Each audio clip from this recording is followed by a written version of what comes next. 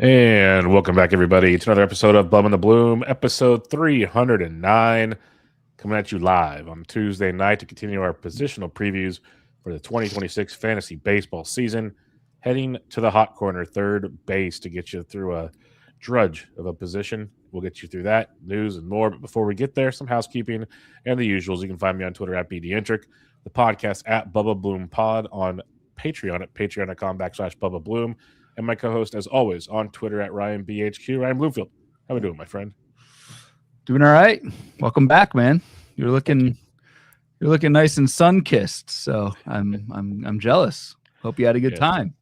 I had a great time. Like the lowest I ever got was like 75. So yeah, woke up this morning. It was 36. It was lovely. Yep. No, happy. Hope you had a good time. I held down the fort while you were on another one of your vacations. So, another one of my vacations. Gotta do something around here. So pot, meat, kettle. Manage the draft kit, the tools, all that stuff. It's all good. Don't worry about it. Listener leagues, we're good. Did you see what the actual production looks like on the draft kit for the first time? Yeah. Take a peek. I know, I'm kidding. No, thank you for doing that. It was great. Got away for a couple days, but we're back. We're doing it. We got this show tonight. We got listener leagues to talk about. We got Wednesday night show we're going to mention in a minute. All kinds of stuff coming your way. So other than that, you good? Life's good? Bloomfield life's good? Everything? Yeah. I mean, it's busy as hell, but busy's good. Busy's what keeps us going. So yeah, all good here. Good. I'm with you. So let's talk listener leagues. Let's get people updated here. Again, 10 leagues this year at the most, which means 150 teams, 148 minus me and Ryan, of course. We have well over 100 signed up already. Ryan sent out the survey to get people's dates and times. We're getting that locked in. NFBC's chomping at the bit to set these up. So that I'll let Ryan talk about that in a minute. But as usual, they're $50 auction 15-team leagues. So there'll be cash prizes for first, second, and third in each league.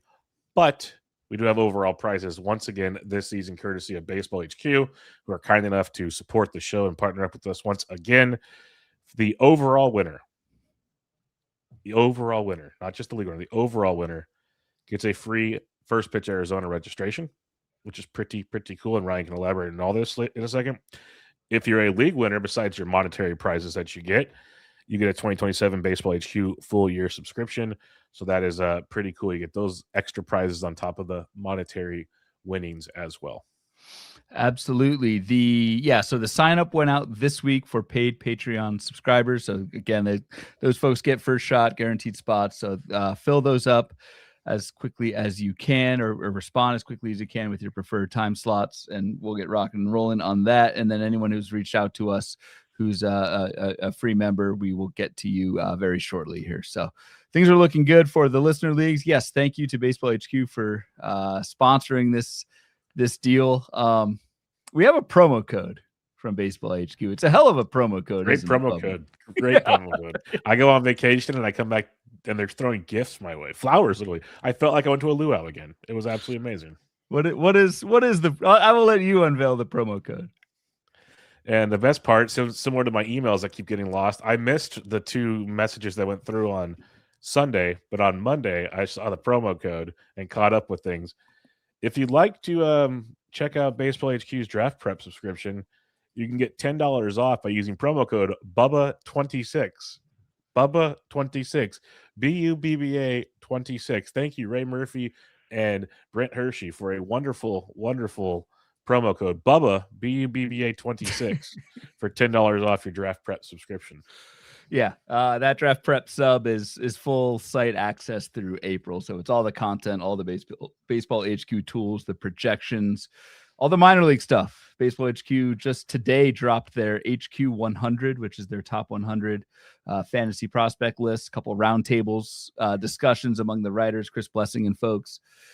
Coming later this week, so a really good minor league resource as well. But yeah, if you want to check out everything Baseball HQ has to offer, I'm going to start up the Speculator next week. Bubba, you, I assume, are starting playing time tomorrow. Yep. Colin's up pretty soon, so it started this week. We're doing 2 a week, so I have my first one dropping next week, and then in a couple of weeks it'll be 3 a week. And I think it's like at the end of this month or the beginning of February, it's weekly again.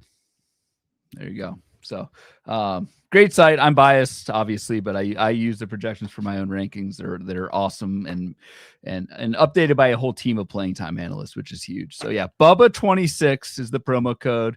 Save $10 off draft prep sub. That's open now. So any listeners to the show, to gift to you all, check out Baseball HQ. It's well worth it. And they're going to have weekly kind of themes coming up this year to kind of get you going throughout draft season. It'll be pretty cool to see all that comes together. Other than that, not a whole lot else than Listener League, Ryan, unless you have anything else to add. No, just, yeah, if you are a paid Patreon sub, again, check the Patreon. You should get an email that came out Monday afternoon with the link to the survey to request your draft spots. There's 10 different draft spots, second half of February.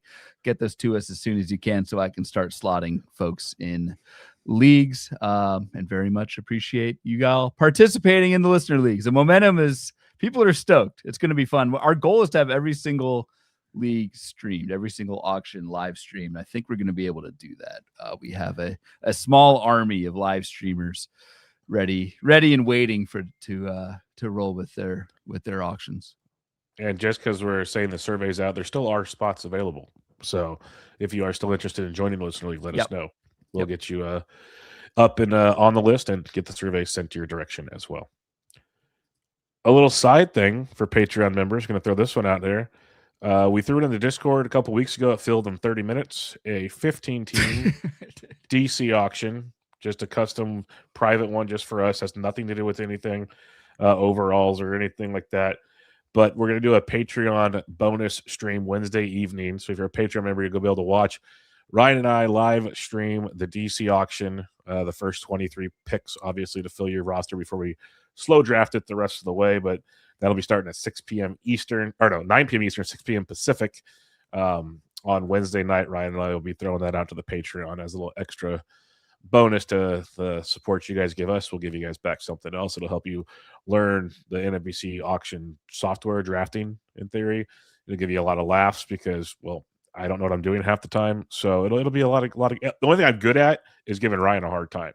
So it'll be a lot of fun. I mean, it sounds like your spreadsheet's coming along real nicely to prep for the auction on Wednesday night. Like this. Pretty blank right now for folks listening on the pod, but yeah, that's going to be a ton of fun.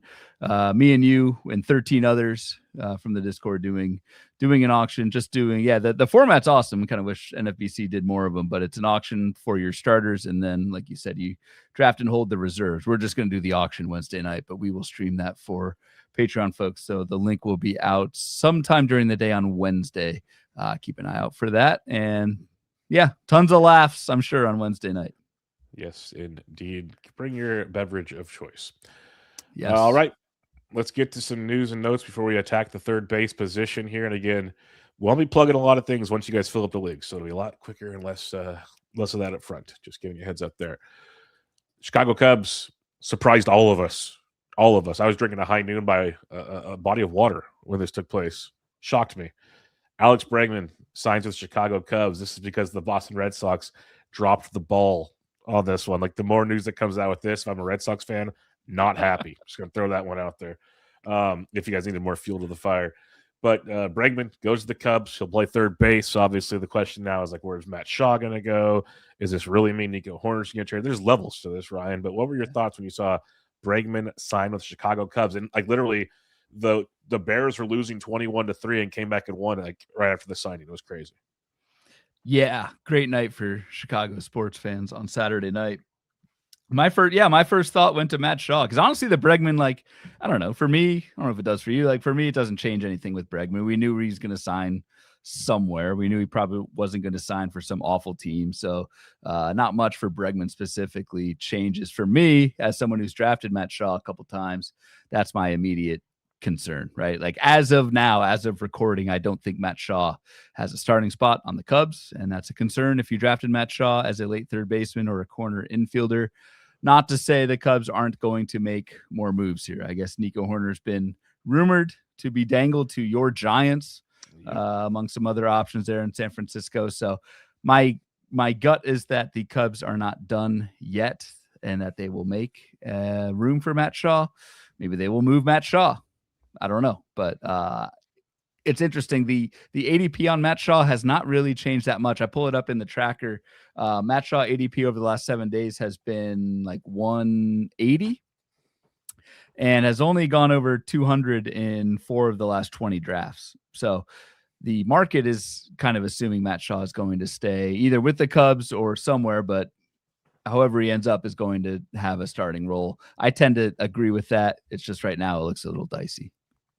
It does look a little dicey. I feel like, everything will work out in the end as they usually do on this one, because the one thing I'm pretty positive that won't happen is people said, oh, Matt Shaw can play right field and Suzuki can play DH and then Ballesteros goes to the minors. Like, that's a lot of I don't think it's going to happen type deal. Right, Like, yeah. it could happen, but like more realistically, Nico Horner is going to get dealt is what it feels like. And it just lines things up for that, because the Cubs were looking for a pitcher, and this is why they can move more pieces around so they can make the break when they get the Shaw.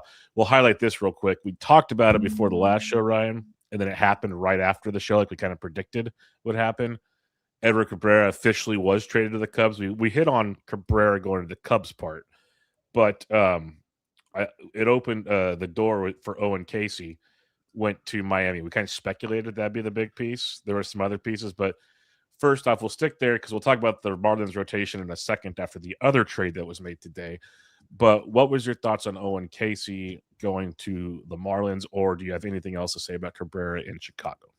No, not really. I mean, we covered it last show. Owen Casey, I mean, I guess it's probably a good thing for redraft value for Owen Casey late in draft and holds. Probably has a strong side platoon, a worst case for the Marlins. So you like to see playing time on a bad team. I feel like that's one of our slogans on the show at this point. But maybe there's a merch idea there somehow. Oh, it's already in the back of my head. Don't you worry. But I don't know, man. Owen Casey, I'm still very skeptical, at least for 2026. Like, it was an almost 30% strikeout rate in AAA last year, 40% in the majors, in a limited sample for Casey last season. So we'll see. For me, it's a slight upgrade for Owen Casey, but not someone who I'm prioritizing unless it's reserve rounds and draft and holds, which is somewhat of a backhanded compliment this time of year. Yeah, I have some Casey because of late picks, but like over the last 7 drafts, his ADP is 367, so he's moving up. He's gone. That's not insignificant. No, it's 308 to 487 is the realm over the last 20, and pretty much since that deal, it feels since that 487 pick, there's a couple 400s in there. Most of them are in the 300s and middle to low 300s right now. Well, so the next, this will shock nobody, but the next outfielder, according to the ADP tracker, complete opposite type guy, and Benny Biceps, Andrew Benintendi, at like 404. At least in a draft and hold, I'm taking Benintendi every single time. Yeah, again, to the surprise of nobody, I'm going to go with the old. Maybe in a fab league that changes. If Casey doesn't work out, you can drop him and move on. But I don't know. I'm not thrilled with Casey. Yep. The other trade I mentioned a second ago took place on Tuesday, today. Ryan Weathers traded to the New York Yankees for 4 prospects, according to our buddy Martin Sokolsky in the Discord. A couple of the prospects have been on the rise of late in the Yankee system. I don't know what kind of impact they'll have this year per se, but you got Ryan Weathers joining the Yankees rotation. That's going to have Carlos Rodon out for at least the first month or two. You have Garrett Cole out until probably after the All-Star break, give or take. So on roster resource, you have Max Fried, Cam Schlittler, Will Warren, Ryan Weathers, Luis Eel. Still not a warm and fuzzy feeling rotation there. Weathers could help, though. That's for sure. So what are your thoughts on Weathers going to the Bronx? I don't know. I mean, it for the Yankees, it makes sense. I feel like Weathers can be that bridge in the first half until those names that you mentioned kind of come back and are ready to go in the second half. Because I need to see Ryan Weathers make it through a season. I mean, 87 innings in 2024, 53 innings last year. This is one guy where, like, I mean, remember the hype on Ryan Weathers in spring training last year? Oh, and higher velocity, blah, blah, blah. And then his arm just broke. And that, I mean, a lot of times, like, that happens when these guys reach new velocities. It's like, yes, you can do the Christopher Sanchez and be good and break out and hold an entire season mostly at that higher velocity, or you can throw, speeds that your arm's never thrown before and you break down like Ryan Weathers. I mean, the velocity 4 years ago was 93.5, then 94.5, then 95.5. Last year was 96.7, and it just kind of died. So for fantasy, like, yes, I still like, I mean, I don't mind Weathers at the price. I think it's around 320. Like, that's fine. You want to shoot for upside and breakouts at that point, but you just kind of have to pray that the innings at least gets to triple digits. And maybe, I mean, you would assume the Yankees did their due diligence in the medicals in this trade, giving up 4 prospects. Well, as we that found you out think with the Grace health would check Rodriguez, out. we found with Grace Rodriguez, they don't have to do a physical for a trade. Remember, found that out. I know. You don't have to. We should hold the Yankees to a higher standard than You'd hope so. Whatever team Grayson Rodriguez is on these Angels.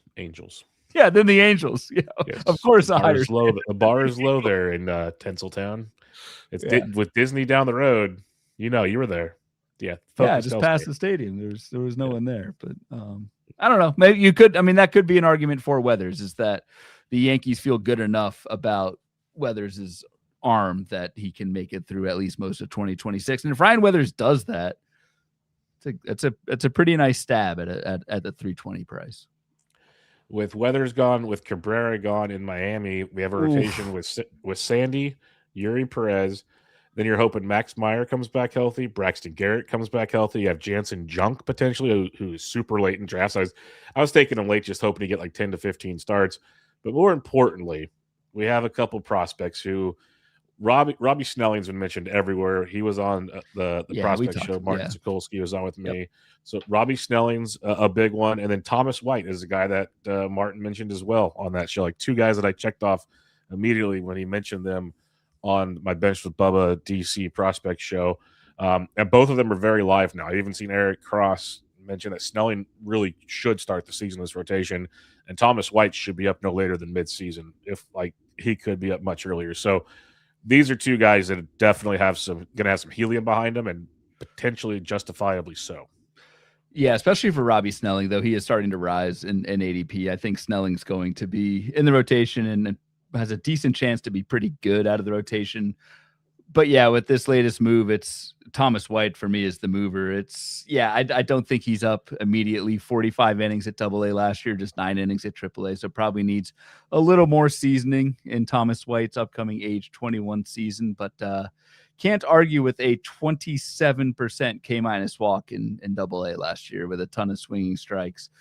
159 ERA, 119 whip. So Thomas White is absolutely a name to keep an eye on. I'm sure we'll talk about Thomas White in Fab Leagues, but also he was drafted today in my 12-team NFBC draft and hold in like the low 30s rounds, which to me makes sense. I like the talent. I think the spot in the rotation is going to be there maybe at some point in the first half. Yeah, he threw nearly 90 innings throughout the minors last year. So 130 this year across all platforms could definitely play. If he goes and gives you 30 to 50 innings at AAA, and then you bring him up, like there's definitely room to go there. One other thing I wanted to mention with the Yankees getting Weathers, since we talked about the Marlins guys, they were rumored to guys like Peralta and company. It makes me wonder what the asking price is there. If the Marlins got 4 prospects, now they're not elite, so I think the Brewers want like a person they can use now, essentially. But I want to know what that asking price is if that deal didn't get done. All right, Arizona Diamondbacks. This was a doozy, absolute doozy. That shook the tool man's just tool belt on this one. Arizona Diamondbacks, they traded for Nolan Arenado. The Cardinals are paying $31 million of the $42 million remaining on this deal. I can't even tell you the prospect they got back, Jackson. I think it's just like it's almost like the Rockies Cardinals deal all over again, it feels like. But Arenado is going to be the starting third baseman in Arizona. So, Jordan Lawler, you are relegated full-time to the outfield, it looks like. Yeah, like, I don't know, man. Arenado. I mean, this was a pure salary dump. I'm surprised. Third one so far for the Cardinals. Yeah, I think it's pretty obvious what the Cardinals are doing, which again, to go back to what I said earlier, this is decent from a fantasy perspective. There are decent playing time opportunities for new names in St. Louis. But yeah, Nolan Arenado is going to be the everyday third baseman. It's interesting. I thought there was an error in my third base bloom board that we're going to show tonight because Nolan Arenado was not listed among the top 30 third baseman at ADP. And no, it was not an error. So Nolan Arenado, obviously a shell of what he once was. It's crazy, man. The last 2 years, a Mason Wynn-esque barrel rate, like 3.5%, just awful. So I guess a minor upgrade going from what will be a pretty rough St. Louis lineup to Arizona, which at least has some thump. But Arenado's rough. There's something to be said for rostering playing time, but it's pretty bad playing time. And even the defensive metrics for Arenado is starting to go down too. So I don't even think there's much of a big upgrade for like any ground ball pitchers on Arizona either. It's I think Arenado at third base was like 9th in outs above average, just above league average there. So not too good.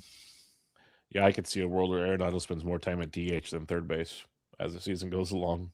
Like weirdly Could. enough. I mean, I don't know who else they have at third. I mean, like people were hoping for Tim the Tool Man, Jordan Lawler, Blaze Alexander. Blaze. Maybe he goes to the outfield, but yeah, I don't know. Well, let's talk St. Louis for a second because you mentioned more playing time here. And I remember this is another one when I was talking with Martin. It's like when Arenado gets dealt, like does Gorman go to third? Do they call up? This is the Weatherholt situation to play third. I think that's got a lot of legs to it. If Brendan Donovan gets traded, it's officially a JJ Weatherholt season. But like there's like to your point, there continues to be more openings here. The other thing I'll mention, a really great tweet, even though it was from this is from Locked On Cardinals.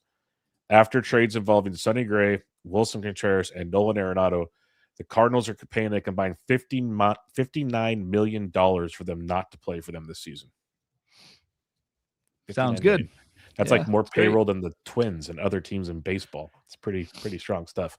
Anything else on Cardinals playing time though?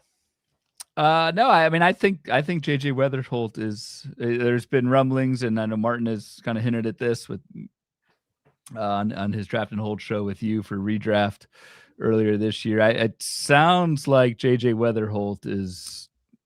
They're trying to make room for Weatherholt, and I think we talked about it on our shortstop preview. You know, Weatherholt versus Connor Griffin versus that was the other guy, McGonigal. JJ McGonigal. I think Weatherholt. The playing time seems like it's going to be there. Reading between the lines, they can move him over to third base. So I think that's probably the prime beneficiary. Hopefully by opening day, we'll see. And don't stop now, but the D-backs made another trade. They traded Jake McCarthy to the Colorado Rockies, which may not seem like much, but you get McCarthy a chance to go run around in that outfield. I'm not saying go run and draft him, but it definitely just adds another platoon to the situation there. It does, and I mean Colorado, like we'll see about the playing time, but it is a batting average haven, and for someone like Jake McCarthy who can put bat on ball, it's been a sub 20% strikeout rate in each of the last 3 seasons for Jake McCarthy. Hit 204 last year, terrible, but hit 285 the year before. Like someone who just puts the ball in play and can run. I could see like a good Tyler Freeman type season out of Jake McCarthy. So we'll see about the playing time. I'm still not completely sure. It looks like it'll probably be a strong side platoon role for now. I can't see Jake McCarthy being an everyday player, even for the Rockies. But there will definitely be weeks on Fab Previews this year where we are touting Jake McCarthy because in right-handed heavy weeks, especially at home, get those hits, start running. That could be pretty juicy. Yeah, his ADP's 502 over the last 7 DCs, but 376, 558, 402, 544, 443 the last 5 drafts that's taken place in DC. So it's all over the board right now. Keep an eye on that. Michael Lorenzen signs with the Colorado Rockies if you're looking for a road streamer. I guess you're half serious now. I'd rather gouge my eyes out than draft Michael Lorenzen, and especially on the Rockies. I was drafting him everywhere because he has a post like 700 ADP in his last 5 drafts, ADP 685. I was thinking because I knew he'd signed somewhere. It was 29 other places sounded a lot better than that one.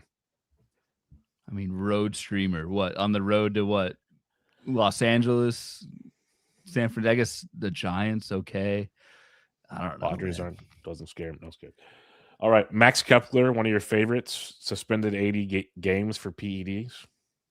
Yeah, not great, not great at all. I drafted some Max Kepler. Oh, I know. Sound happy? No, I was with you on this. So no. Brutal, and doesn't have a team. So if I'm not mistaken, is not eligible for the postseason. So it may make signing with a team in the second half, especially a good team, be quite difficult. And why would a bad team sign Max Kepler in the second half when they can maybe just see what they have in the minor leagues? So not great. Not feeling good about any Max Kepler picks that I have made this year. Last bit of news here dropped on Tuesday. The Kansas City Royals are moving their outfield fences in 10 feet and lowering the height of the fences. It might just be a minimal thing. Might be a big thing. Who knows? I think it's going to help, obviously, some guys. It depends if you believe in StatCast sheets. I saw Alex Fast, I saw Cross, and others put them out there. It would have really helped certain players a lot in the home run department, but I guess time will tell on this one. I think it can't do anything but help. It's not going to hurt. Let's put it that way. I think it's a big deal. Instantly you see kind of the StatCast overlays of Kaufman with, Michael Garcia, who we'll talk about this evening at third base, the Pasquatch, all those guys. And I think that does matter. Like I always cringe when I see the ballpark overlays for guys that change teams, because just so much is different. Elevation, batting eye, parks are different. This is truly an apples. It's the same damn park.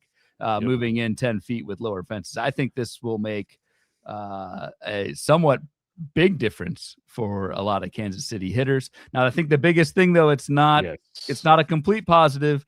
Shorter walls, and we see this with Yankee Stadium park factors. As walls move in, there's less outfield space. It's actually probably a negative in terms of batting average for Kansas City. So don't just assume it's a widespread positive. I think it's still a net positive for any Kansas City hitter, probably a net negative for any Kansas City fly ball pitcher, but it's not 100% positive across the board. Batting average will probably drop a little bit when we look at Kauffman park factors for next year, but I think the home run boost, and I think it could be significant just looking at some of these spray charts for what some of these guys did in the same stadium with the same batting eye at the same elevation, et cetera, et cetera. That could be a big deal. Yeah, we're talking anywhere from like 8 to 10 at least, but like on some of these deals, that's a big deal. I think, I mean, again, we'll talk about Michael Garcia, but I saw almost 10 home runs. Yes. I wish this could have like waited a little longer. I know they couldn't, but when I'm already so high on Vinny P and Michael Garcia, like we're going to get to Michael. He's like my top roster third baseman. So it's great that I got the shares I got, but that's going to change probably now when this news comes out. Flip side, and I agree with the batting average take. That's a great point you made there. This does hurt the Michael Wacha, Seth Lugos of the world, the guys that rely on more contact than others. This is going to sting a bit. I have a feeling there's going to be a few more balls that go to, if Nick Castellanos comes up to bat in a game in Kansas City, it might be a little rough. Hey, you left out your guy from the rotation there, Noah Cameron. Oh, they someone in the Discord mentioned he had better road numbers and home numbers already, anyways. So just let it go, buddy. Let it go. Embrace Noah Cameron. Embrace it. All right, let's get to third base. Enough of that. Let's talk third base. We kind of we teased it with the Michael Garcia stuff, but let's bring the chart up. Let's do the dance. Let everybody know what they're looking at. It's our standard positional preview board. Yeah, so this is the for folks kind of just joining us, getting back into the groove of baseball season. First off, welcome back to the good side compared to that other sport. But this is what we've been doing with every position. It's the top 30 by position by preseason ADP over the last 30 days from the NFBC. And then we kind of overlaying that with color-coded projections for batting average, home runs, and steals from a variety of different projection systems off of Fangraphs. For me, it's in third base is an interesting position. There's actually there's a great amount of power among like the top 10. Really, 8 of the top 10 are projected to hit over 25 home runs, which is and 2 of those guys, that the 2 that are not are Michael Garcia and Noel Marte, who can do other things. So I actually feel like it's a pretty robust top 10, 11 at third base. If I'm going to include Matt Chapman there at ADP 171. I think after that it gets ugly very quickly at first base, and we'll see. We'll kind of do our recap at the end of the show after we work through individual players. But to me, there's a pretty big kind of cliff here after that top 11 at third base. So if I'm trying to kind of craft a draft strategy here, it's anything after that Matt Chapman for me gets pretty dicey pretty quick. Not too many stolen base sources. Obviously, you got your J-Ram and Jazz near the top. Late, it's Jose Caballero and Caleb Durbin, but that's pretty much it in terms of steals. Maybe Royce Lewis, who I'm sure we'll talk about, but yeah, it really falls off, especially like batting average and power, honestly, after that top 11. So it's a pretty, for me, pretty big, clear, decent top group. But I think it gets ugly pretty quick at the position for your late third base / corner. It gets ugly, but at the same time, I'll at least say it's like you could have your what ifs, your optimism as you go through with your Lewis's. Isak Predis healthy could be different. What's Murakami and Okamoto do? Like those Yeah. are questions, obviously. Does Brett Beatty find the next level as you've convinced me to have hope for? Same with Miguel Vargas. So there's like that next tier after the kind of elite tier Ryan mentioned. It's an optimistic tier if you like. It's what you half full or half empty is where you want to be in this next group. Once you drop down to the bare end, it's pretty brutal, as we will talk about here. There are a lot of second basemen with first base eligibility here. So there's a reason they're way down there because second base is that bad. They just sneak in here. And like Ryan mentioned, Arenado's not on this list. Ryan McMahon, who's a starter, is not on this list. Marcelo Meyer, who's going to be a starter, is not on this list because they're all outside the top 30. Probably due to the flexibility of some of these other guys, they get bumped in DCs. So that's something to think about. But it's not a great position. So I would definitely try to get one early just by looking at this board alone before we even talk about it. But it's one that, and in DCs, I'd probably try to get two, like within the first 250, at least get two. Because if you wait too long, your backup situation is pretty rough. So, that's just early thoughts as we talk through this, when looking at this board. Because, like most positions, you have your elite 4 to 5 category guys, and then it's like, okay, here's 3 category guys. Third base feels like it's more like 2.5 category guys in the second half. Not a lot of 3 and 4 category guys. So like you got a little average, maybe some power, maybe some speed, but like all of it together, you're not getting anywhere else later in the draft. Absolutely, I agree with that. It of all the positions though, this probably has the most like high profile snubs with Arenado and McMahon. Like you said, I don't know. In draft and hold, like playing time is king. That those are at least options if you're totally screwed at third base or if you're just trying to get an early backup. Yep, playing time is king indeed. And speaking of playing time is king, the number 1 third baseman off the board with an ADP of 5. If you look at the ADP tracker, he's primarily going 4, 5, or 6. There's a third in there. There's a couple 8s. For the most part, he's going 4, 5, and 6 in most drafts. That is Jose J-Ram Ramirez, who's just an absolute monster.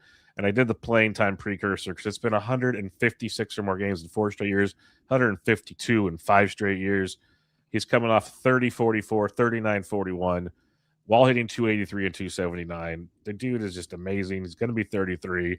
He's a big boy, but he keeps getting it done. And until the wheels fall off, to me, you got to believe it. I absolutely love J-Ram. The question I'd have for you, you obviously talk about whatever you want with J-Ram, but is there an argument to be had between having J-Ram 3 over Bobby Witt? Interesting. I had not thought about that, but I could see it. I mean, I don't think they're that far off. I have Witt definitely higher in the projections, but the biggest thing, or one of the factors there is like, so yeah, I would take Witt. For me though, like Jose Ramirez is so much better than the rest of the position. That's like just looking at like the projections I'm using, like J-Ram's like a $35 player. Cameronero and Jazz are like 26, and then there's like one other $20 player, maybe Manny Machado, but that's it for the whole damn position. It's just such a leg up to take J-Ram. So I think if you've got the 4th or 5th pick, Jose Ramirez is completely fine. I have no concerns despite the age. I don't see anything in the actual skills that gives me any concern with J-Ram. So easy pick at number 4 and number 5. And again, it's just I don't think it might be understated just how much better J-Ram is than the rest of this position. I think J-Ram stands out at his position more than any other player at any other position. Well, it's like, how we talk about, second base, make sure you get your steals or whatever. We talk about those kind of things like positions.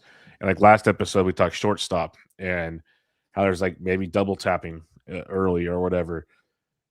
J-Ram with an elite shortstop feels like a double tap, and now you got the best player at third base and maybe one of the top 5 at another position. Like there's just levels to so much you building can it, I think. do. I mean, there's just Yeah. so much you can do when you take someone projected for a great batting average and a 30-30 season. Because like you take J-Ram here instead of taking Noelvi Marte. I don't even know what the ADP of the person I'm thinking of is, but let me check to make sure I get this accurate. Is this an actual person you're thinking of, and you're Yeah. just not naming Yeah. him, or No, his ADP is 100. So I'm trying to think who I could compare him to. So who was yeah, this person? but like it's still so taking J-Ram at 5 and instead of taking say Bregman at 123, and then you could take a Randy Rosarena who's going to get 20, 20, 30, 30. Like that's what I'm saying. When you can put pieces together, I know Bregman's got a 250 projected 254. Randy's probably projected around 230. But when you're talking power, speed, other factors, like I'm just trying to build the idea of taking a J-Ram early doesn't force you to take these other guys later at third base, and you can go take other positions that might. Or we love that first base tier from like 150 to 250. Look at the 150 to 250 at third base. It is atrocious compared to first base, and we thought first base was bad. Agreed. So like that's where I'm saying like take J-Ram early instead of trying to wait for like Pete Alonso or Bryce Harper in round 2 or Matt Olson, whatever type thing. So just throwing ideas out there. That was all. I just think if you have a top 5 pick, don't overthink it. J-Ram Yes. after Witt, Ohtani, and Judge. Jesus. Makes sense. Yeah, don't forget the Judge. He would, use the gavel. All right. The man that I had a man crush on last year and that has not changed this year is Junior Caminero. His ADP is 15. I have no shares because I have not had a pick that far back in around yet. Last year, Caminero, all he did in his age 21 season, hit 45 home runs, hit 264, 93 runs, scored in 110 RBIs. He struck out 19% of the time at 21 years old. Just want to throw that out there. That's a stat I don't think it's talked about enough of what he did. I love Caminero. I know everyone's going to say the trop. I get it. I also watched him put one in a cold evening in San Francisco, halfway up the bleachers and left. Like certain stadiums don't stop hitters, is all I'm going to say. So I love Caminero. What do you have to say? And to put the it's funny, the yin and yang of our analysis. So you I don't want to say I don't watch the games, but you were actually at a game and you saw the raw power. I'm going to look in the baseball forecaster. Junior Caminero for his 45 home runs, 37 expected home runs, and that's park neutral.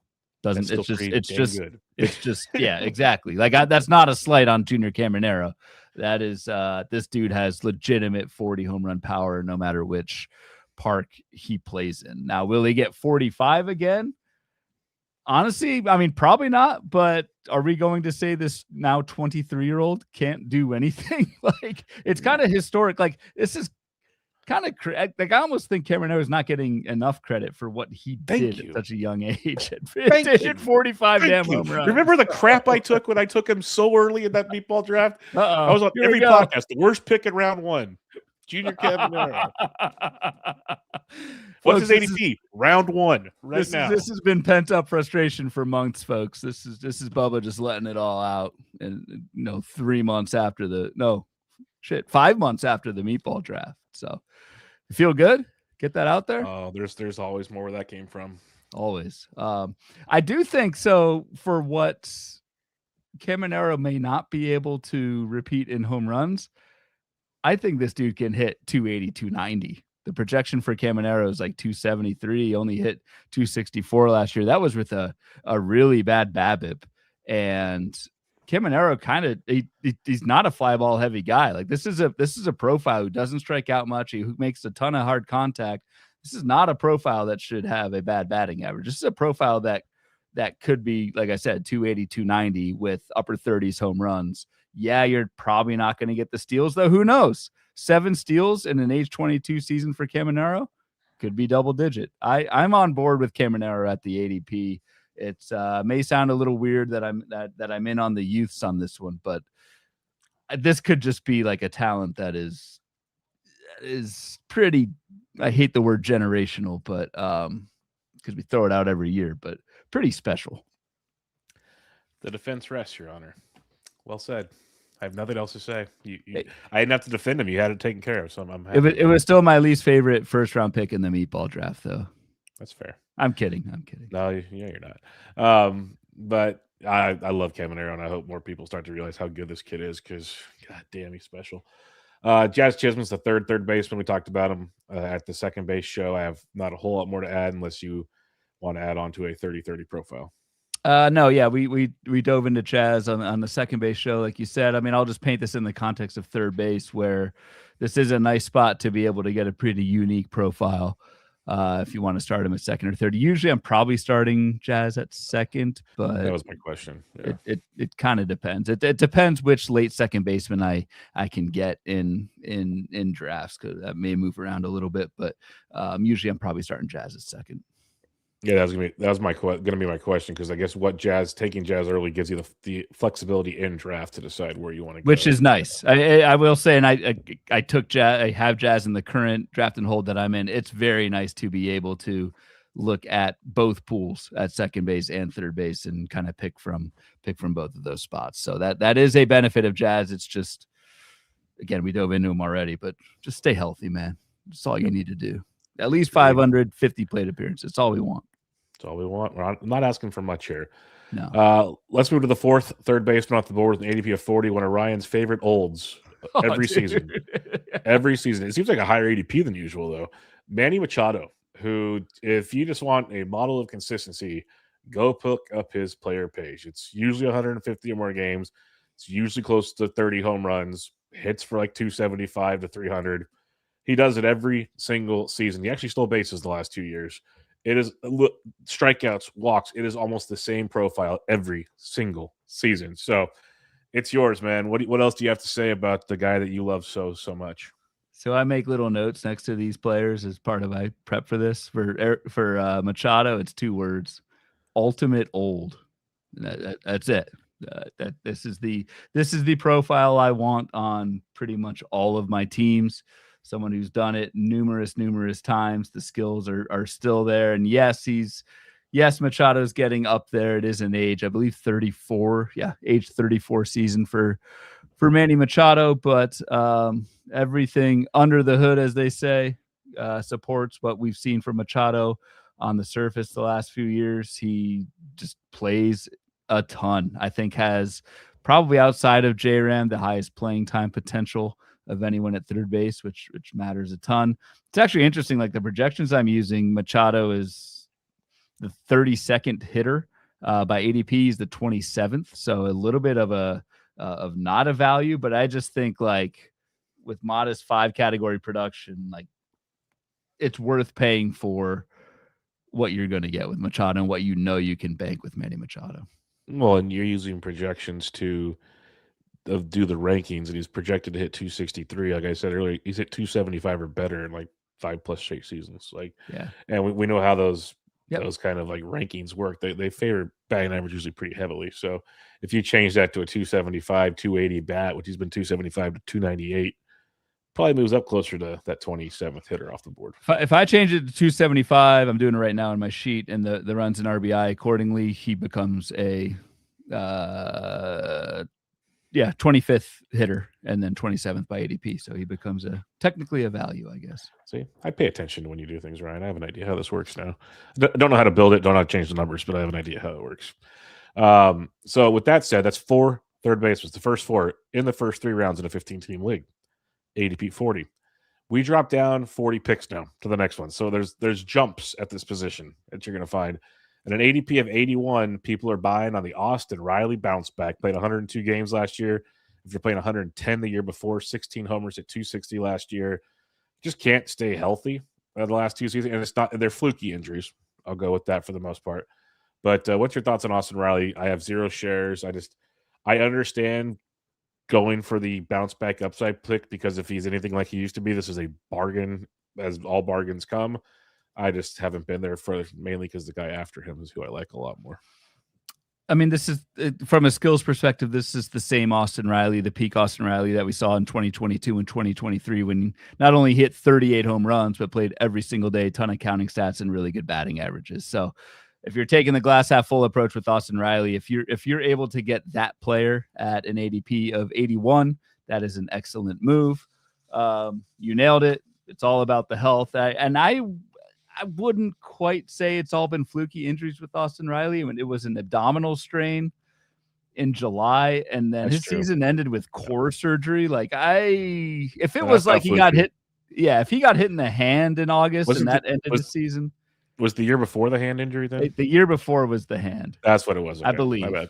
My bad. In 25, it was core surgery. So like that, maybe Austin Riley's fine. I have no idea, but I just, that type of like kind of muscle, kind of soft tissue core type thing, to me, I weigh that a little bit more when I'm evaluating injury risk, as opposed to someone who gets hit by a pitch in the hand and nothing you can do with that. So I do think the risk is properly kind of priced into Austin Riley at an ADP of 81. If you get the last 2 seasons of Austin Riley where he's failed to go 500 plate appearances, this pick is a trap.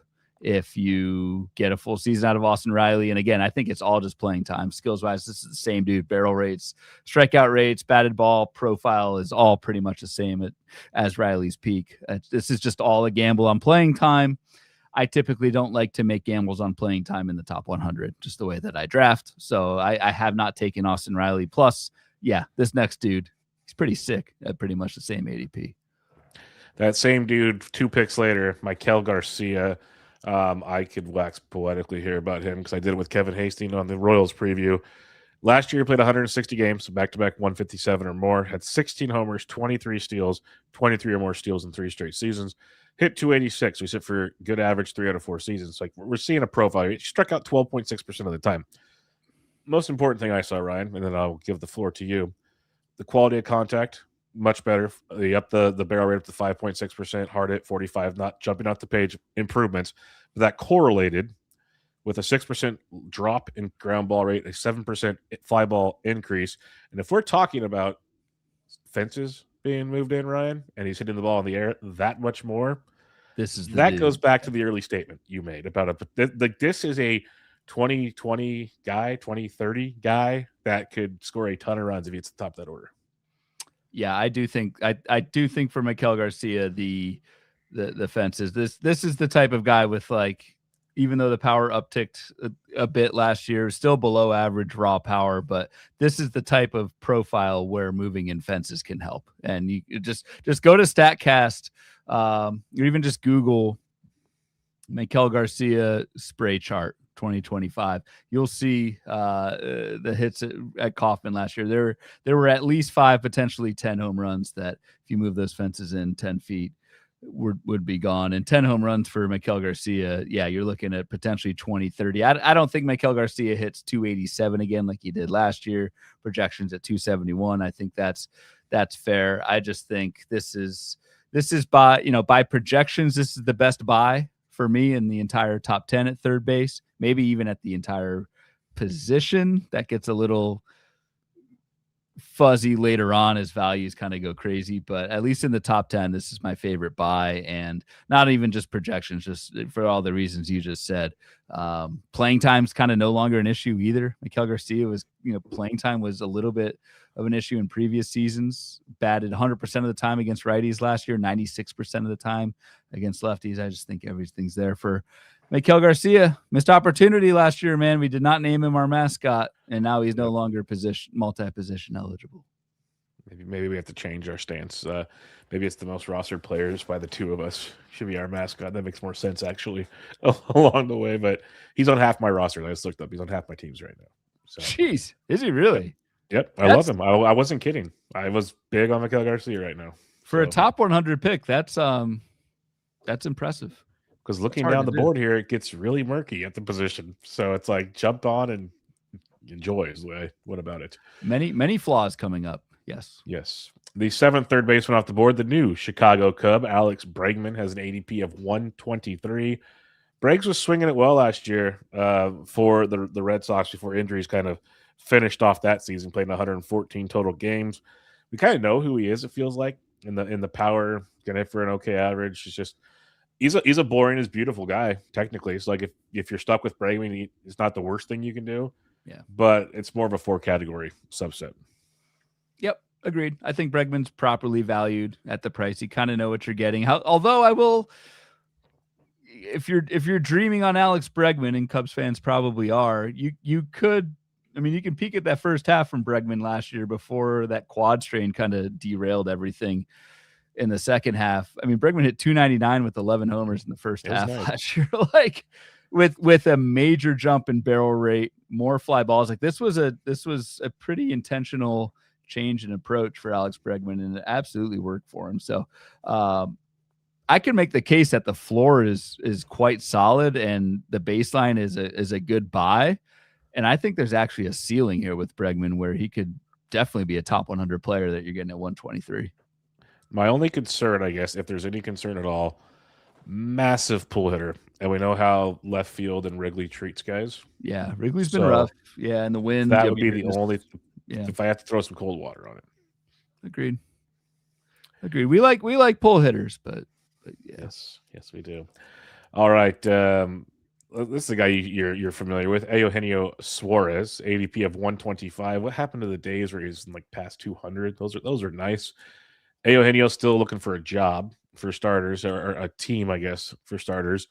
49 home runs last year, hit 228. So he's back to no average and still all the power in the world. So back-to-back really, really good seasons, all things considered, with Eugenio Suarez.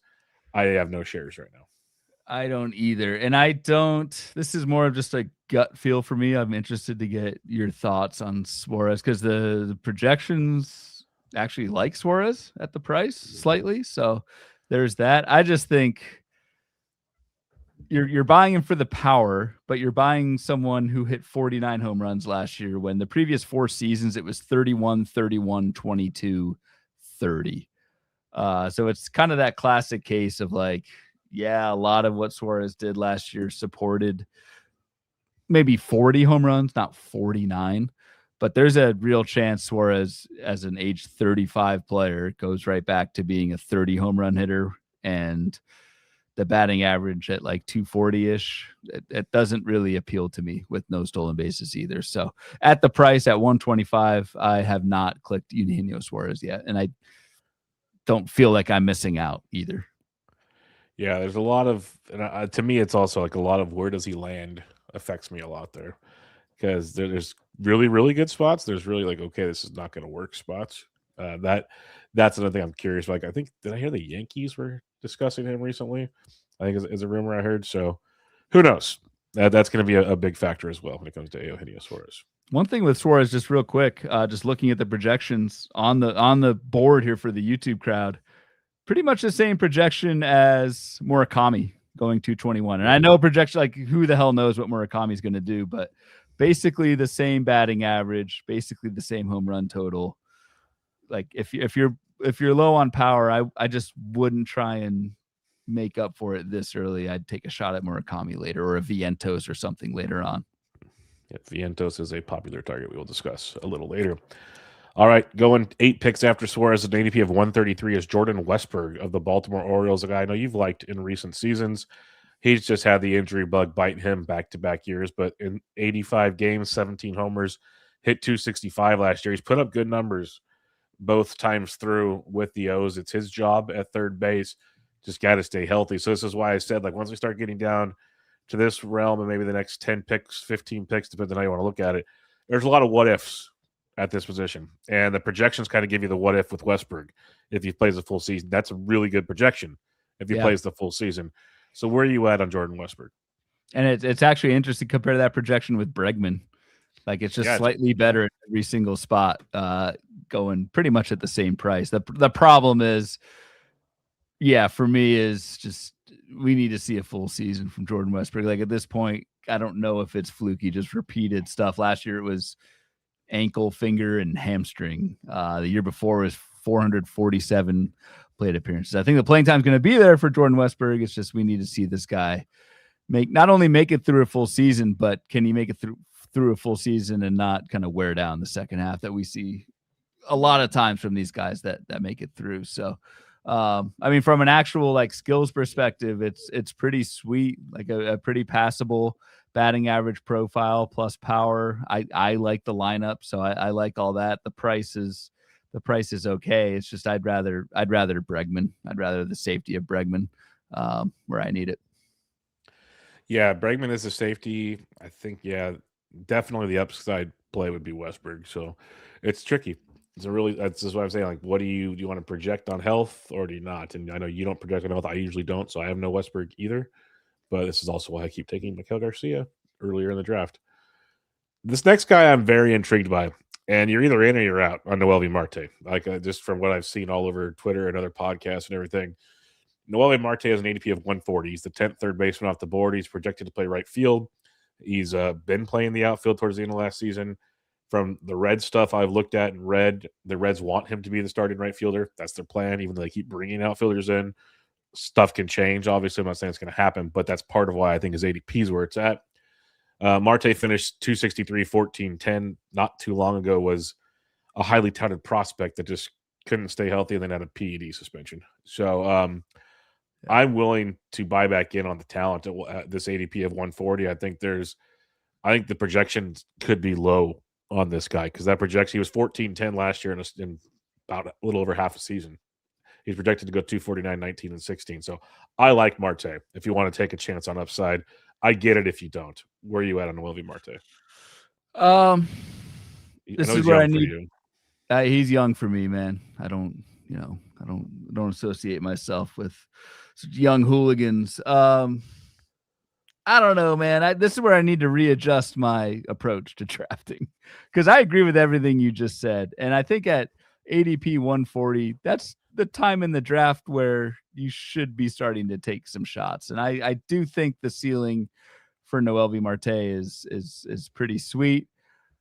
This is again, probably a shortcoming of mine, but I see Matt Chapman going 30 picks later, and at the same position, I'm clicking Matt Chapman every single time with the safety. So, I don't know. I like the projections hate Noelvi Marte, similar to Westberg. I would like to see a full season out of Noelvi Marte. I don't know if he can get there until we see it, but this is something where I need to open up a little bit and embrace that ceiling, especially once you start getting to pick 130, 150.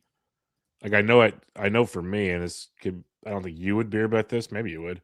I would take Marte over Westberg. I know that much.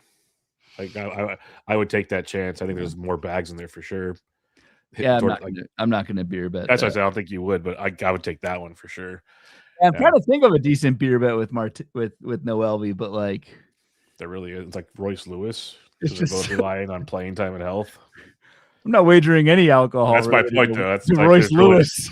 There's really not a good one's my point. That's where I'm at with that one. Yeah, that's why I prefaced it. I'm like, you're either in or you're out on Marte. That's pretty much where everyone's at. You're like, okay, I'm taking a chance, or I'm not. But the problem is too, though, at third base, especially in my 15 team brain. I mean, Noelvi Marte's your starting third baseman. If it doesn't work, given the back half of this position, like I don't know how many backup options you have. Yep, third base outfield eligible, but yeah, in a 15 teamer, you're hamstringing yourself. There's no doubt about that. That's gonna be an issue. All right, that's your top 10 at the position. Let's go 11 through 20. Matt Chapman at ADP 171. Matt Shaw, Royce Lewis, Addison Barger, Isaac Paredes, Munutaka Murakami, Jose Caballero, Caleb Durbin, Brett Baty, Max Muncy at ADP 266. So about 100 picks for 90 picks for these 10 players. Ryan, we'll start with you. Who is one of your, I guess, targets in this range? Target's a loose term when it comes to this position, but who's a guy of interest for you in this range? For me, I'm going to go. Who the hell did I pick? On the sheet. Caleb Durbin? Yeah, I picked Caleb Durbin. You had the first pick. That was on there when you sent me the sheet, so don't be surprised. I did that first pick. Why the hell didn't I pick Matt Chapman? I was shocked too. That's why I took him, because you didn't. I'm like, okay, sure. Telling you, man, it's been a busy week, but not that busy. It's Tuesday. Huh. So Matt Chapman would be my guy, but you took him, so I will I took him after Ryan took Caleb Durbin, by the way. The reverse. Let's preface this. The reverse piggyback is now the reverse snipe in terms of picking It's our the reverse Chapman. Yeah, Caleb Durbin, I think at a price of 234, projected 251, 22 steals, 11 homers. Like that's from an actual projection standpoint, that's pretty good. I think especially at that price, I think there's not too many good options, especially with speed at this position and at first base, just corner in general. It's hard to find decent speed that gets you production in other categories. So Caleb Durbin does that.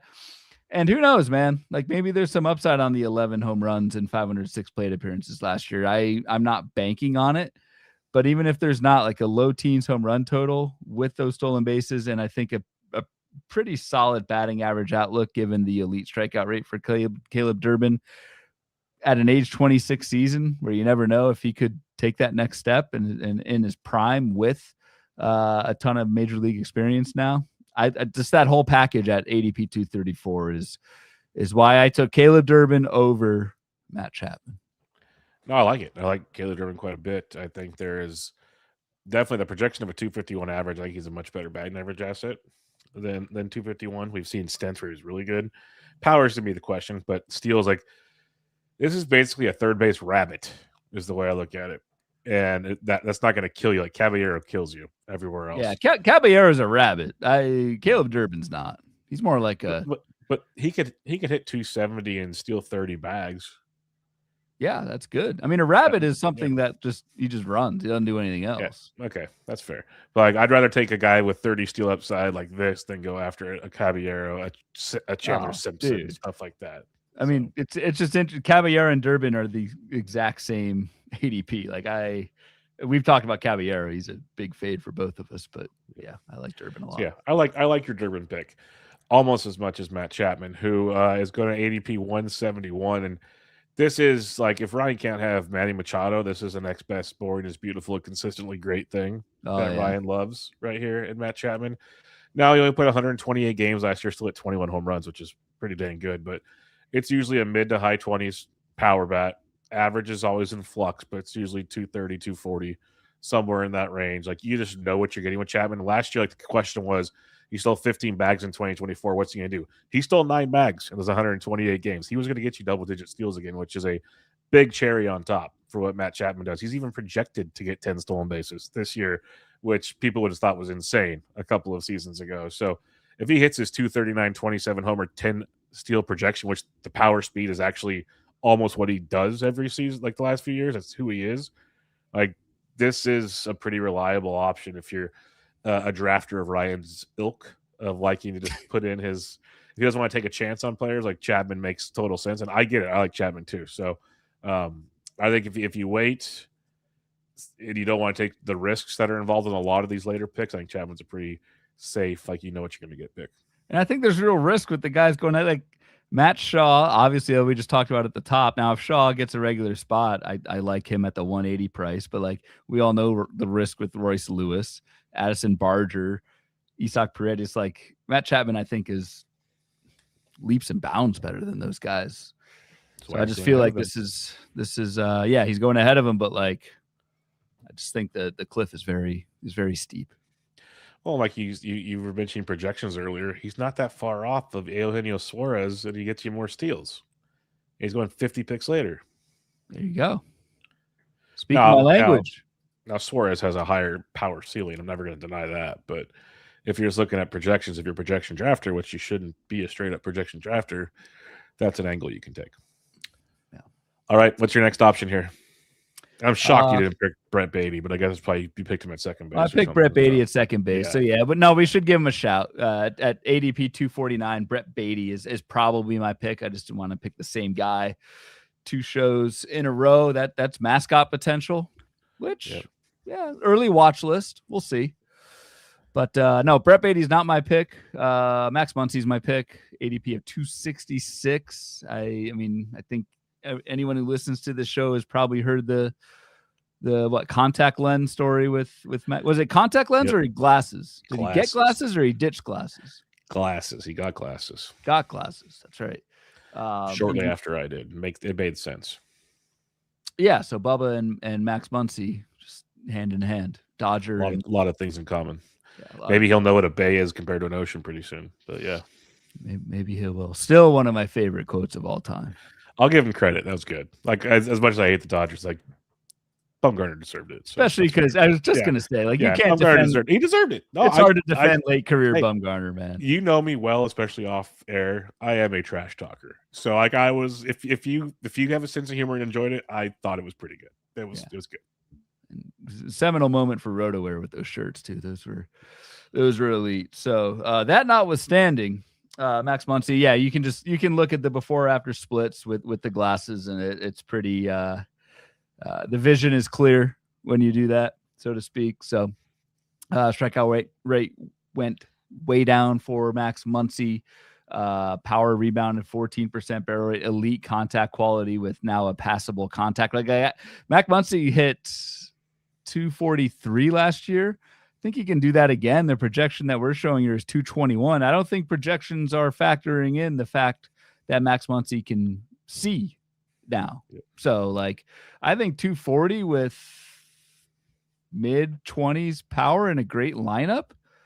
Yeah, he doesn't hit lefties and probably won't play much against lefties, but dude, it's a 266 ADP. All these guys are going to have flaws. So I think you can work with Max Muncy as a kind of a corner infield type streamer in a lot of leagues and do pretty well with it.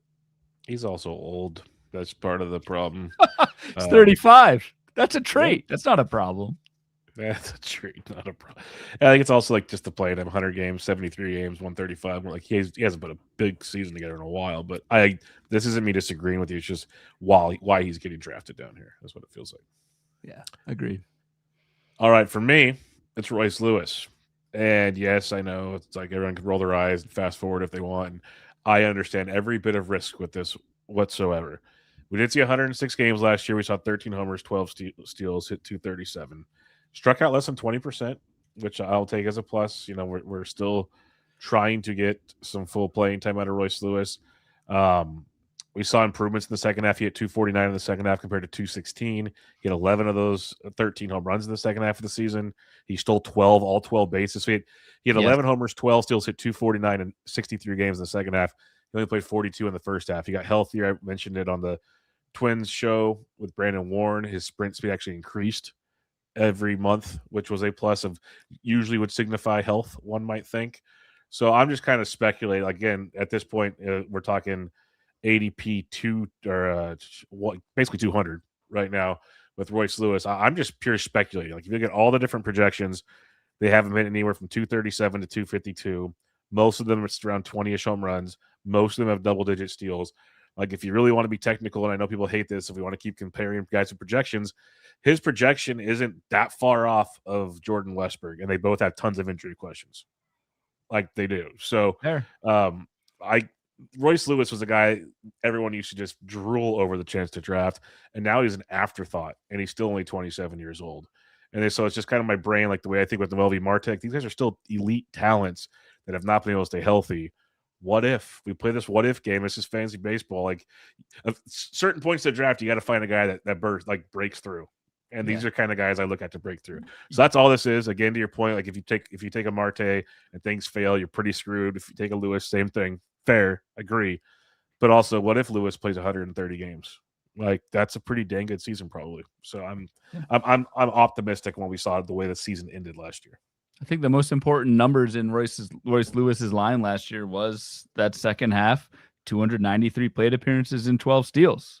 Brandon Warren in your Minnesota Twins team preview kind of opened my eye to that. It's Royce Lewis said he felt as good as he kind of ever has, and it's like normally you just throw that quote away because who the hell cares? But he backed it up with 12 bags in the second half. Like that actually is proof that he felt very good in the second half and ended the season healthy. And there we go. So I'm actually surprisingly on board with you with Royce Lewis at 2. Who would you say has a higher ceiling? Noelvi Marte at 140 or Royce Lewis at 200? Ooh, I'm only going to say Marte because of ballpark and team context. Okay. But Royce Lewis's job is more secure. Like he's like Marte could get into a platoon or something crazy because the Reds have so many options. If Lewis is healthy, they've proven he's pretty much playing every day at third base. So I should probably actually pick Royce Lewis in this one, honestly. And you're speculating on that 60 picks later at Yes. ADP 200, which I'm totally willing to do. It's a good spot in the draft to do that. And it's like you said, the second half, he stole 12 bags and 293 plate appearances. And I know projections use averages. They have projected for 11 steals total next year. Right. Like, so what's again, health is a big factor, but we saw what he could do in half a healthy season. Like that if you do the lazy math, that's 24-24 while hitting 250. Like, that'll play, folks. That'll play. All right. 21 through 30. Starts at ADP 272, wraps up at 338. Alec Boehm, Mark Vientos, Carlos Correa, Kazuma Okamoto, Miguel Vargas, the Captain America, Team USA, Utility Man, Ernie Clement, Colt Keith, Josh Young, Brooks Lee, Zach McKinstry. All righty. Who are you looking at here as your first option? Because I have a lot of this guy. I'm going to go Mark Vientos. I'm going to follow the lead of the great Britton Allen, who's hanging in the chat today. Mark Vientos. He says Mark Vientos is the best value at third base if you wait on third base, and I agree with that. I think this is Eugenio Suarez at a price of 274. So yes, the playing time needs to be there. Vientos, the playing time leash is probably pretty thin with some other names in the Mets infield there. But I just think this is the perfect time to buy on someone who has proven he can do it before, should play, and is young enough to even not only just recover what he did 2 years ago, but even take a step forward from that at ADP 274. To me, like, this is, I don't know, kind of a no-brainer for how cheap Mark Vientos is going. Yep, the late power source, which the power is real. It just doesn't get the playing time, which he should. But even as that's the only risk, right? As Jaquin even says, I don't know how much he plays. If Polanco's at first base and they prioritize defense, as Stearns has said, that's the risk. He should play every day. It's stupid if he doesn't play him at DH. You have to play defense. I know you're really prioritizing defense if you're putting Jorge Polanco at first. Yeah, I've watched those drills. But I have Vientos on 3 of my 8 teams so far, so I'm with you. Yeah. I love that later power option. I think there's he is Eugenio Suarez. Yeah, what are we doing? Like, that's 150 picks later. I'd be willing to say they are the same player when things are all said and done. I mean, Suarez is obviously a safer investment. Yes, but skill set and if they both played a full season, I'd like to see Mark Vientos' stat line with a 150 pick difference. Sure. Yeah, agreed. Same. All right, this one is this is a big leap of faith. And again, if you're in a DC, he's your second or third baseman, most likely. If he's your starting third baseman, you screwed up the draft already. But I'm going to go Josh Young of the Texas Rangers, ADP of 321. This is a guy that last year, 14 homers, hit 251 over 131 games. He's missed a lot of time the last few years because, like, hit by pitches and other kind of injuries of that ilk. He's had some hammies and stuff, but he's had a lot of fluky injuries as well when it comes to Josh Young. Skill set's always been pretty good. The quality of contact did take a little bit of a dip last year with the wrist injury, but has still showcased an 8% plus barrel rate. The hard hit rate's been there. He's got tons of power. There's zero denying that. Even when he had the bad wrist, he still had an 11% home run to fly ball, which is the worst of his career, but still showcased he can do it. Projections actually like him 247, 18-4 is actually not bad for this point of the draft. If you're looking for a third baseman, I just like the skill set of Josh Young. He'll be 28. I think there's a much better player we just haven't seen play full time yet. And again, he's kind of a boring, but I think if he's healthy, he's the everyday third baseman for the Rangers because they have no one else to go with. So, like, I would take that because you look at all these other options down here. There's a million questions. Josh Young, I feel like he's one of the better hitters. Just health has never been on his side. Yeah, 2 years removed from 23 homers, 266 batting average, and just over 500 plate appearances for Young. So I could see it. Price is really cheap. So there's actually, I mean, yeah, there's some names. You can squint and see some names here. Yeah, there are names. There's technically 30 of them.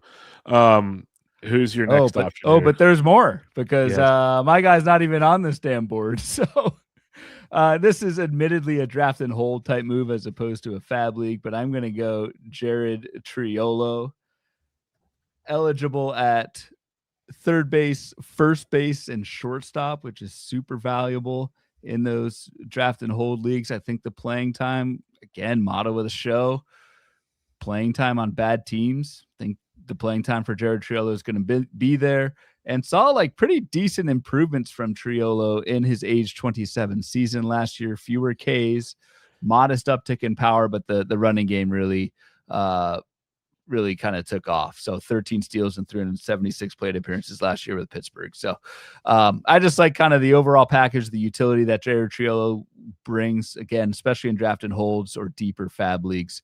And yeah, the multi-position is just huge.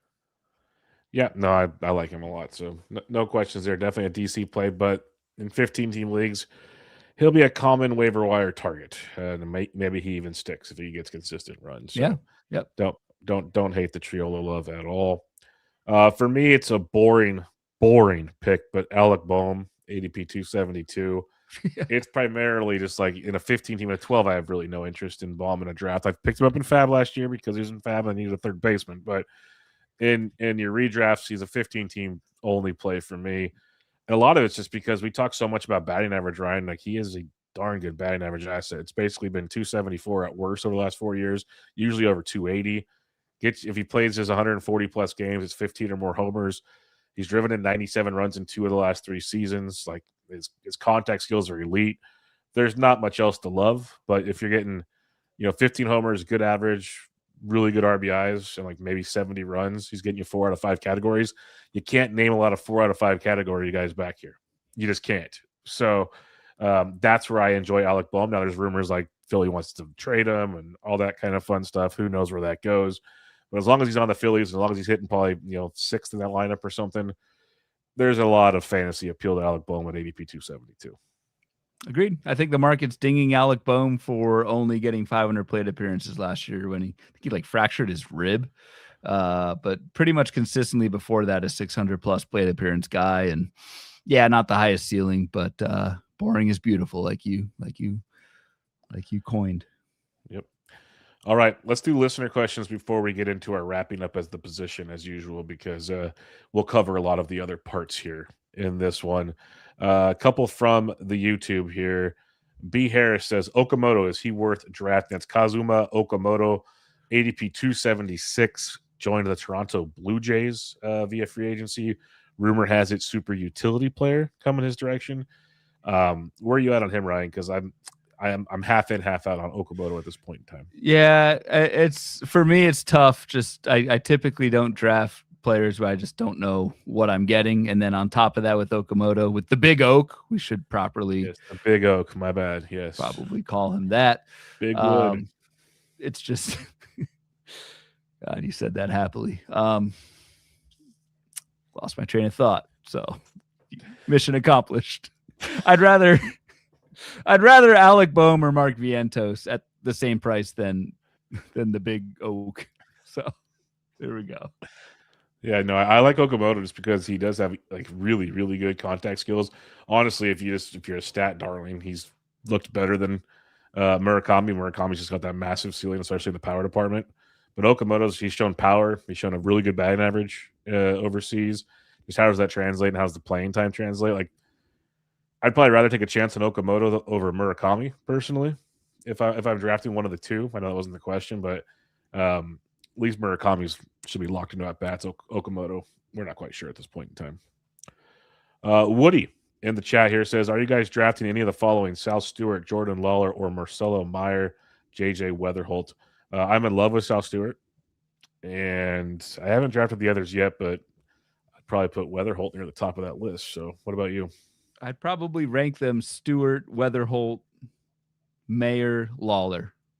I'd love to see Lawler get some run, but it just, again, with Arenado there now, like I don't know, man. It just does not seem like Arizona's all that interested in getting Jordan Lawler a shot. So I love Sal Stewart. What do you think of the playing time with Sal Stewart?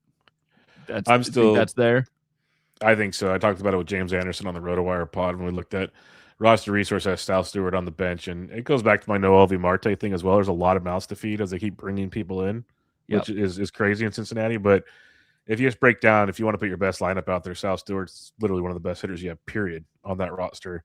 let alone at any of the corner infields or DH. Like he should be playing every day. Terry Francona's flat out said he loves the tools of, and he hasn't seen a young player hit the way he does in a long time. So I feel like they're going to find a way to, unless he just stumbles minorly in spring training. Like he should be playing. Real quick, we said it at the top of the show, but Brian Zolo wants to know, what about Nolan Arenado going to Arizona? Yeah, it doesn't move the needle for me. And Arenado is not even on this top 30, so I don't see this as a big boost. And the not so silent majority says, any chance JJ Weatherholt makes the Cards and plays third base? That's what we're thinking. That's what we're thinking. Obviously, don't know that. I think a lot will depend on how Weatherholt fares in spring training, because the Cardinals do have other bodies, other options. Nolan Gorman being one of them, where they could play games with Weatherholt, and he's not up right away. But I don't know, man. A lot of things that I hear and listen to prospect folks talk about it, they seem somewhat confident that Weatherholt's going to have a decent shot at starting at third base with the Cardinals. So we'll see. All right. Now to the Discord, where I try not to look at these questions beforehand. And this is funny. Sean Chart is the first one. Okamoto should be ranked drafted above Murakami. Agree or disagree? I agree. And then the chat 3-1 agreed over disagreed. What do you think? The cop-out answer could be depends on team build. Murakami is going to be brutal for your batting average. It seems like. Now we don't know, but it definitely seems like, despite having 80 grade power, I'd probably still go Murakami just because I know he's going to play. And you just need to play. The big oak, I don't know. As Keegan says, I was just going to ask, Okamoto seems like he should be higher as his current ADP just because we are unsure of playing time. I think 1,000% yes. What was the question? What? Keegan said he was just going to ask, Okamoto seems like he should be going higher as his current ADP because we are unsure of playing time. I'd say pretty much. Yes, correct. Because if the playing time is there for the big oak, you've got the lineup argument to then make. You've got the better hit tool, not the power, but you've got a better hit tool and a better lineup. Like that's very enticing. Brings the wood to your fantasy lineup. Grizzmania 99 says, as a super utility player, does Bat Shaw have any fantasy relevance? No. I mean, not any, yes, but not anywhere near the price. In a 20 team, it'll only yes. Yeah. I mean, we kind of led off with some Matt Shaw stuff. I still think he will have regular playing time on some team somewhere. Could likely be on the Cubs if they move Nico Horner, but as of now, no. Matt Shaw, and you can see in the projection, 6 homers, 8 steals. Yeah, these are fresh out the oven. It's not good. Not good at all. Canton Dog says, Brett Beatty, with the opportunity for more playing time this season, could you see Brett ending up as a top 10 third baseman by the end of the season? I could see it. Probably a 90th percentile type outcome there, because, again, I like the top 10, 11 at third base. It's actually like a somewhat decent bar to clear to get there. Now, a lot of these guys will get hurt, whatever, who knows. But, yeah, Beatty has the ceiling to do it. I think 15-ish is a little bit more realistic. Yeah, he's 19 right now. So, yeah, top 15, I'm with you for sure. He basically has to ball out. Guys have to fall apart, like you said. Mailman Mike, how far down the list are you comfortable getting your third baseman and, again, your corner infielder? How far down the list am I comfortable getting my third baseman? Would be Matt Chapman, number 11 off the board at pick 171. In terms of comfortable for corner infielder, I mean, given the names we just talked about, Beatty, Max Muncy, Caleb Durbin, Mark Vientos, all going picks 230 to 270 range. That's probably where I would draw the line for corner infield. Yeah, for me, I'd prefer to stop at Chapman. I could see myself going Royce Lewis in that conversation. Yeah, could see it. I could see, like, if depending on how a draft goes, like I wouldn't panic, but I'd make a point to get him. If all of a sudden I'm like, oh crap, like here we are, and then I agree with you on the corner infield part. Like, I prefer. And this is this follow-up question: do you prefer a corner from first base or third base? I think first base for me. I think so. Yeah, I'd agree with that. There's just more. There's just more options, especially later in the draft. Derek says, thoughts on Marcelo Meyer with Bregman signing and the Arenado trade. How do those moves impact Meyer's ranking, projections, and ADP, if at all? Honestly, I have not really given Marcelo Meyer much thought in draft season. I haven't taken him. I just the debut was so rough that kind of hasn't even been a target for me, and that's a trap. This could be, we talk about all the time with these hype prospects. Doesn't go well the first time. It may not go well the second time, third time, but at some point it could definitely work out for, let's say, Marcelo Meyer, who's just 23 years old. Have you taken him at all in your drafts? Yeah, let me check. I know You've done about 4 times as many as I have, so probably he's in 2 of my 8 drafts. Okay. That's something. Yeah, I haven't really even thought about him. It's mainly because where he's going in drafts. Like if we look at the ADP tracker right now, Marcelo Meyer was going ADP 373 over the last 14 days, 368 over the last 7. He's going like he's not on this board. Obviously, he's not a top 30 guy, but I always thought he was the starting guy until otherwise said. Now Bregman could have came, Arenado trade. Right now he's a starting third baseman. So we mentioned it earlier with your McMahons, your Arenados, like these guys are going so late. He's my second or third baseman, and he's going to play every day. So in a DC, I love taking the chance. Now, like I've heard some prospect guys that aren't overly optimistic on him. Look at projections; they have him hitting like 250-ish, 10 to 15 homers, 10-ish steals. Like that plays at his ADP for me. So I can live with that.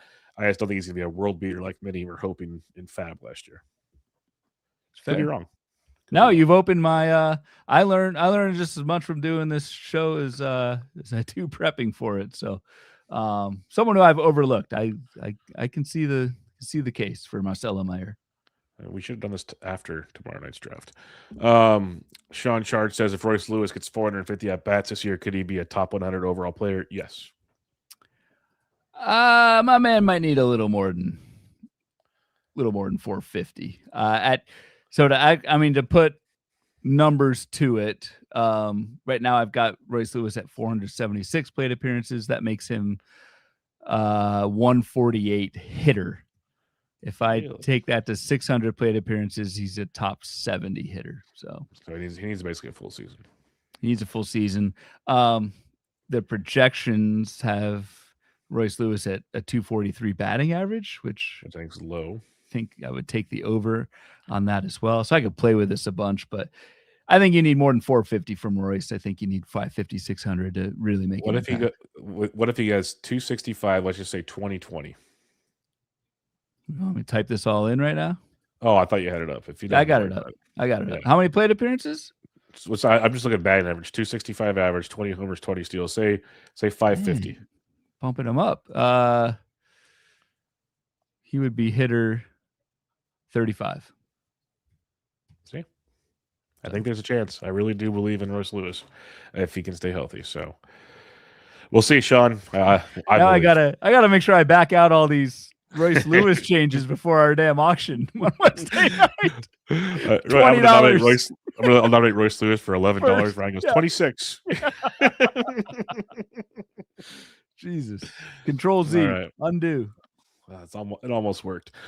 Steve Stoughton says, name 2 third basemen you are drafting at ADP and 2 you're fading at ADP. So I already said I have Miguel Garcia and Mark Vientos in like nearly half of my leagues.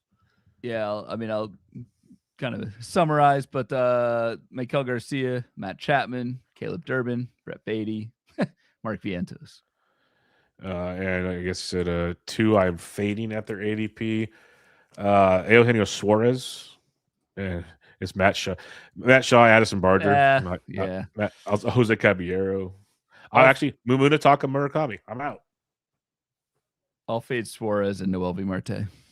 Ooh, you're fading Marte even after I open your eyes to him? You're fading him. Yeah, my eyes closed again. It's getting late. It's getting late, old man.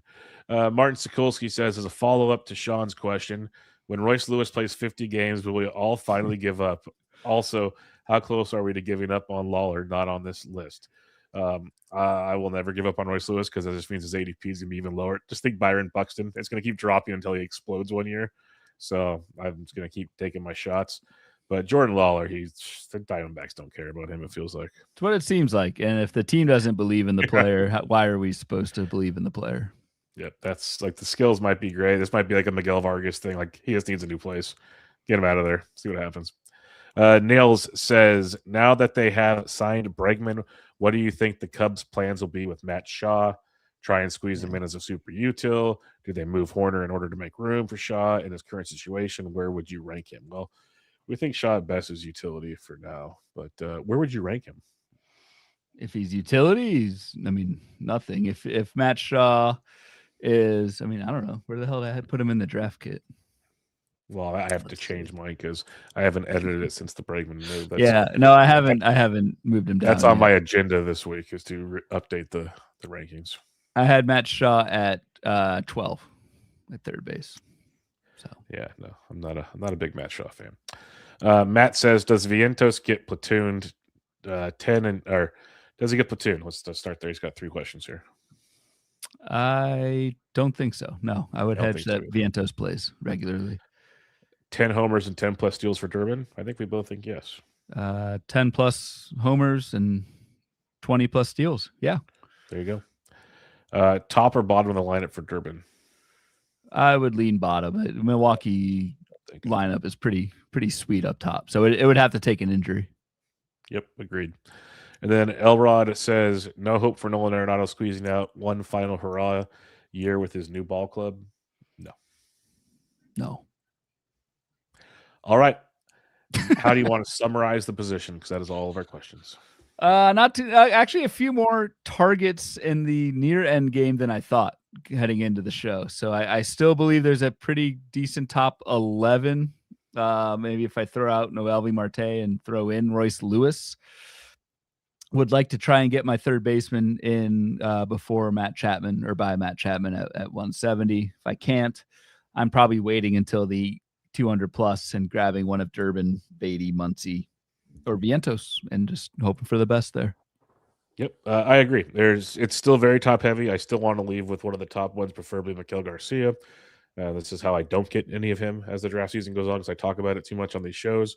Yep. But I love him. There's some specs I like I mentioned with the Martes, the Lewises of the world. Like I'm very, very interested in taking chance. Like especially in say an OC or a 12-team league. Like I really like the upside of one of those plays to take a shot on because the replacement value still stinks at third base, but there will be options at the position. And then I love Vientos as the draft goes on. I think that's just a massive ceiling type play. Like going again, a great 12-team play. I think to go for the gusto with the Vientos and see what happens. All right, we'll wrap it up there, my friend. We'll be back tomorrow for Patreon members as we stream our draft, and then we'll be back Thursday night to head to the outfield for part 1 of 2 or 3. Not sure exactly what we'll do just yet. We'll have some outfield shows there. Any final thoughts? No, man. See you at the auction table in less than 24 hours. Let's do it. And then quick reminder, if you want to get in on the Baseball HQ draft prep subscription and gets you all draft season plus April, you can get $10 off with a phenomenal promo code called Bubba26, BUBBA26. Go check out the folks at Baseball HQ. Sign up with that promo code, get you in there for $10 off. One last thing I want to say is thank you to everybody. This off season has been awesome. You guys have been, the YouTube people have been great. Like you guys have rocking it.